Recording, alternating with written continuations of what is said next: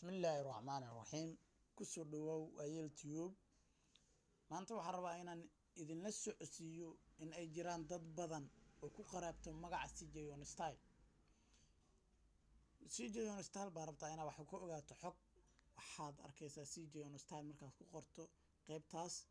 waxaa kuu soo qaban doono CJ on Style dad badan CJ on Style Soomaali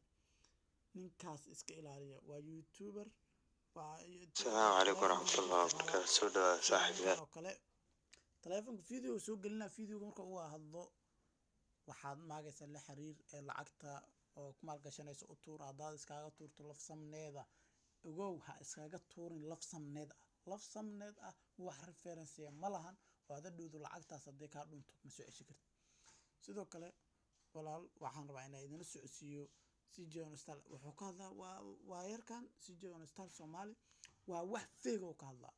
wax runa ma ahan iska ilaaliya please and please lacag ha isaga dirina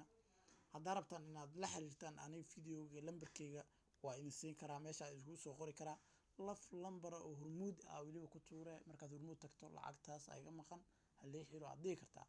waana wax dabiiciyan oo aaminaad iyo runtii ah laakiin yarkan yar saaxiibkaya ayaa ku qaldamay waa nin beenaala ah marka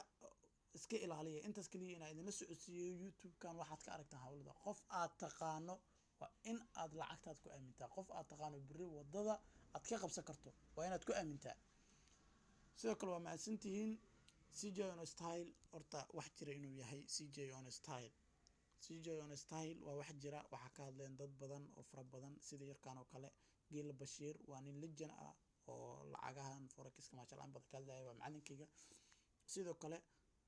Sahal Software oo kale way ka hadleen ayagana waa aad u wanaagsan yihiin laakiin ninkan CJ on Style ay ugu qoran tahay waa fake dhaaf iska ilaaliya please